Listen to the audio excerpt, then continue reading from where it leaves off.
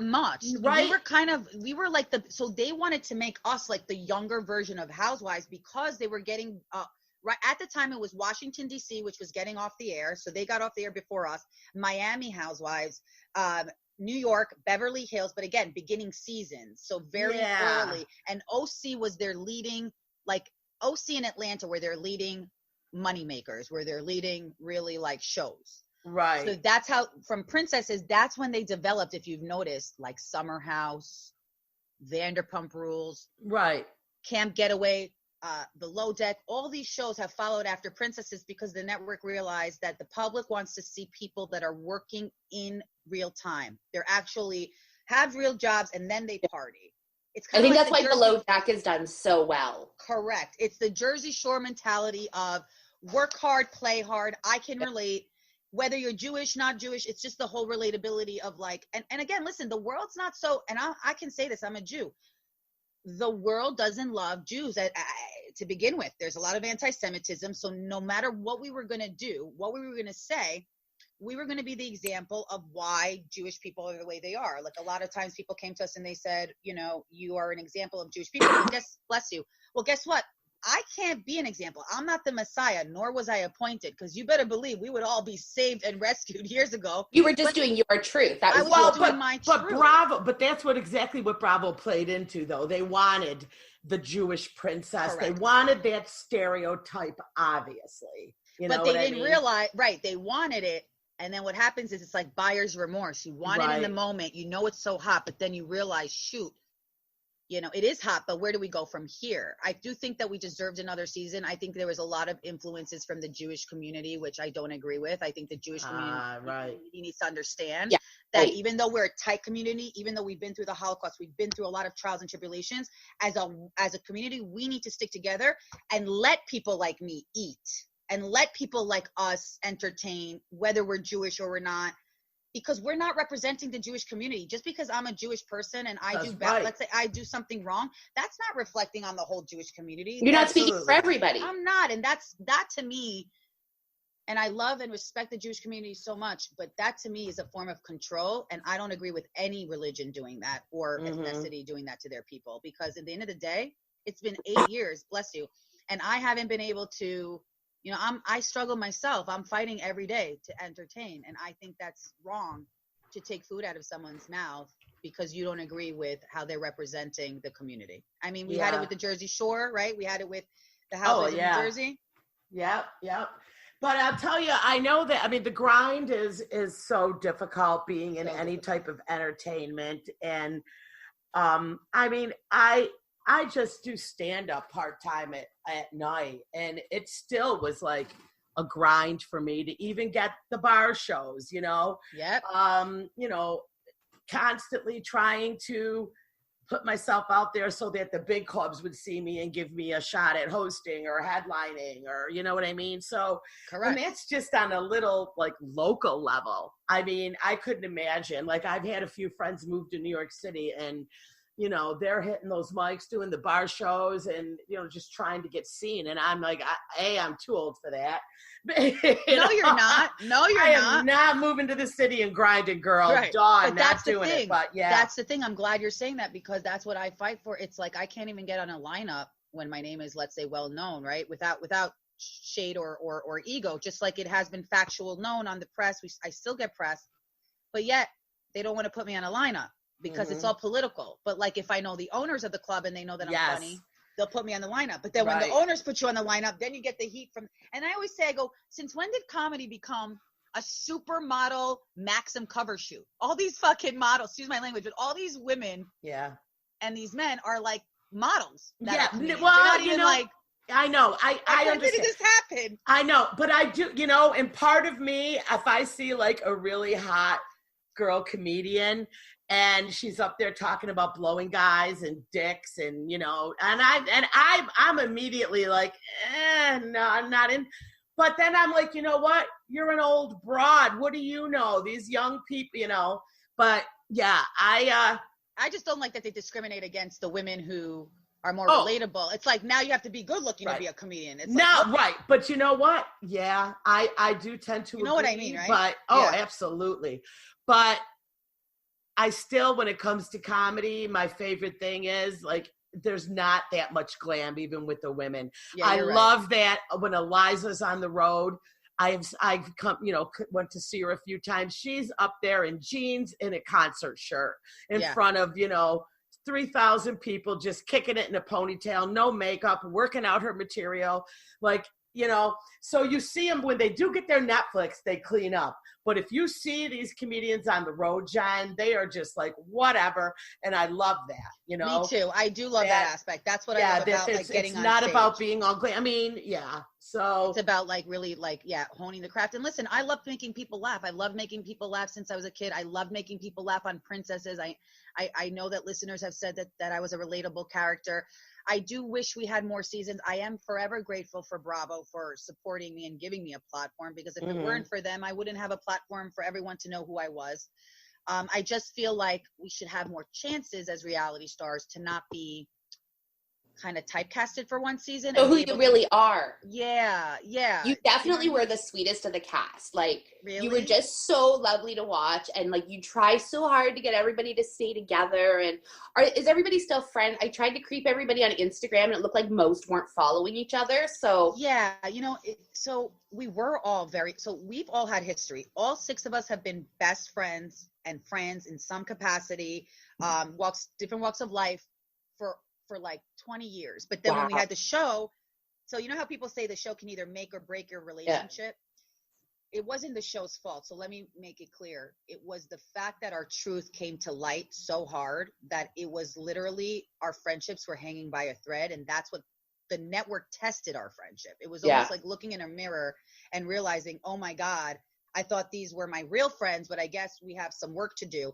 After the show, we were all close, but then a lot of us, we parted ways because we were all really busy. And I think we had a lot of, our stories were real, and our drama was real, and our history was real, and it was emotionally exhausting. I think we just needed to take a break, but I will always love those girls, because no matter what anybody tells me, no one will ever understand what they understood what I went through. You know what I mean? Like, we all went through it together. Yeah. So no matter what they feel about me now or how they felt about me then, I think the major miscommunication is like what you said, Jen. I think it bothers some people when someone tries to get everyone together. And I don't think everyone agrees with that mentality. And I think that was what kind of separated us, because I wanted us to stick together even after the show. That was apparent. That was so, like, you tried so hard to get everybody to work everything out. I really did. And it was authentic off camera and it was authentic on camera. And I think that I had to set a boundary for my mental health and wellness, and say, I'm putting myself out there for all these girls and I want to work on these relationships, but I didn't feel that it was reciprocated back as much, which is fine. And I understood, but that's why I had to kind of like move on and like start a new brand and really like hone into my craft, because I realized if we don't have our friendship, which was everything to me, what do I have? Who am I if I don't have my friendships? Who am I if I'm not, a good daughter? Who am I if I'm not a great, entertainer? Who am I? And I understand people don't define their identities on that, but that, we don't all talk, but I do have a really special place for me in, for like of them in my heart, and I wish them well. And they are great girls. They really are. That's why we were all picked. They're all talented, and they're all smart, and they're all, good people. You know what I mean? And what other businesses are any of them in the business or? So yeah, they were all in entertainment. Like Joey was actually a big writer for Page Six prior, like New York Post. Okay. She had a journalism background, and now I believe she's still working on Kiss Mint, which is her lipstick line, which I love. And it's a very great idea. But like everybody knows, business like that takes time. Yes. Right. Amanda was working on the Drink Hanky, but and I think she still works on it. But I think she's working. She was in radio sales at 102.7. I was actually on BLI at the same time, but I had my own radio show at 106.1 BLI at night. Okay. Just stop on Amanda for a sec. Are her and Jeff still together? No, they're not. Thank the Lord. That man is really? The biggest... Oh my God, he's so creepy. But in real life, he's so nice. I know so many people think he is, but like I've been rooting for them because now, I don't know, I did meet her new boyfriend and he's lovely too, but like, I got used to Jeff. Oh.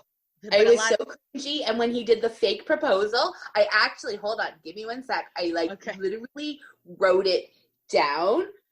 I just want you to know this is a proposal. This really is a proposal. It's a promise ring because I didn't want to bend my knee. What the fuck, buddy? What's that? And they're on like a subway or a train or something. You know what's so funny too? A fun fact. Do you know who his brother is? His brother is, bless you, Louis from Suits. You know the show Suits on USA? Yeah. Or I can totally see that. Oh my God. Now that you say that, so he's so also been, Jeff has been in radio forever, but like from the sales part, and he's been like in entertainment, which people don't get. So I think that's also why it did seem a little creepy, because in his head, he's like, oh, I'm being but he is himself. Him and me are, you know why we got along a lot off the show?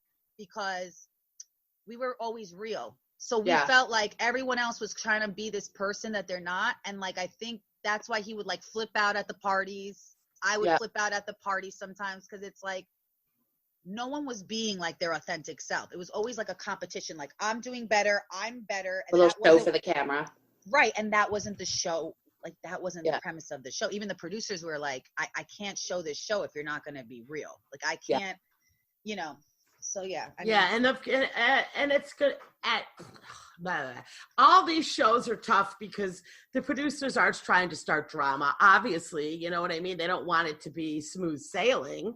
Right. So to maintain friendships is, once you've all hit that, it's now you're working partners, and it's gonna get a little, you know. And listen, when press is involved, like I always said to the girls before this started, because when you asked, sorry to go back to your question, it's that you said, you know, were they all in the industry? Now, a lot of them have had some of the experience. I would say I've had the most, because I've been a producer. I produced for Maury Povich, Anderson Cooper, even Andy Cohen. I've done something with him prior to the Princess show. So like, that's no shade. I've had experience, right? So I continued in the industry.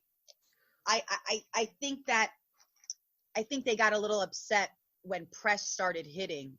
You know, like you said, the producers start a story. And again, not the producer's fault and not the press's fault. If the press is going to pick up a story at a headline of what happened between me and the castmates, right? I think they got a little upset because they feel that it's planted, but it's not. It's kind of like when you see the housewives, like Lisa Vanderpump, they're all getting upset because they think she's selling a story. Yeah. So it's not like one thing happened why we don't talk. I think a lot of things happened. Yeah.